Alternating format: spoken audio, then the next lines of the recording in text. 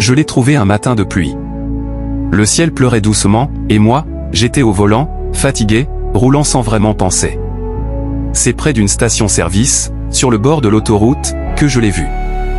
Un petit chat, trempé jusqu'aux os. Il grelottait, recroquevillé contre un poteau, miaulant faiblement. Il ne fuyait pas. Il regardait. Droit dans les yeux. Et dans ce regard, il y avait quelque chose de brisé, mais aussi une lueur d'espoir. Je me suis arrêté. Lentement, sans un mot, je me suis approché. Il n'a pas bougé. Il m'a laissé le prendre. Je l'ai enroulé dans une vieille couverture qui traînait dans la cabine, et je l'ai posé sur le siège passager. Sur la route, il a cessé de miauler. Il a fermé les yeux. Il s'est endormi, paisible, comme s'il avait enfin trouvé ce qu'il cherchait, la sécurité.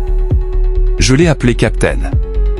Parce qu'il avait cette petite prestance, ce courage discret, cette manière de fixer droit devant lui, comme s'il guidait le navire.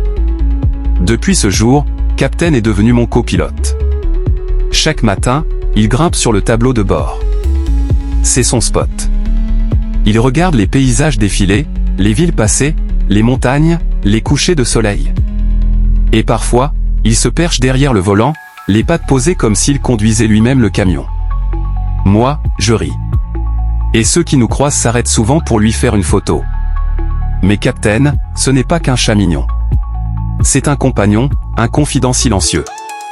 Quand je suis fatigué, il vient se blottir contre moi. Quand la solitude pèse, il est là, tranquille, juste présent. Il m'a appris que parfois, ce sont les êtres blessés qui guérissent nos propres blessures.